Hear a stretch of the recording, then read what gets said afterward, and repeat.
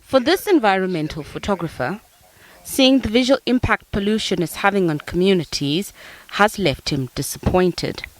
This woman was very sad. Sure, she wasn't strong enough to be able to work in the coal mine itself.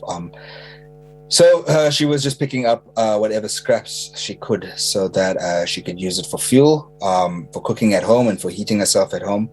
Mpumalanga community activist Thomas Nguni says they're becoming more conscious of coal mining and the impact on their health.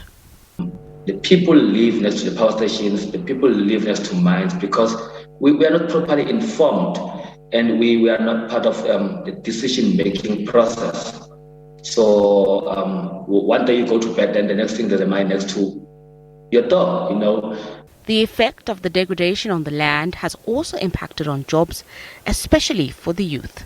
The realization that, in Mpumalanga particularly, you had this decades of, let's say, environmental neglect. But as I say, going forwards, it means that sort of biodiversity is probably one of the biggest industries in South Africa for young people.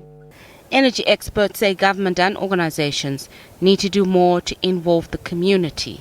Transparency and communication and no secrecy. And I'm afraid to say that's one of the biggest problems with the nuclear sector. As it is a highly sort of tied up with the geopolitical issues and being a mega project, it's very often shrouded in secrecy. Power utility Eskom says while they are looking to the future and the use of renewables, transformation must happen in a responsible way for future sustainability. When I talk about the transition, we're talking about transition from coal to renewables.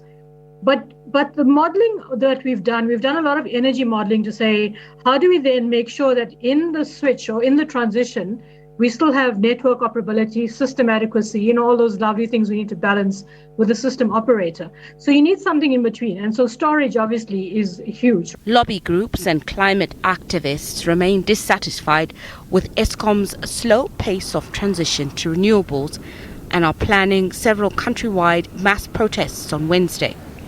Meanwhile, the Department of Minerals and Energy has doubled down on its stance for nuclear generation and has started making plans to procure 2,500 megawatts of nuclear energy. Nozintombi Mia, SABC News.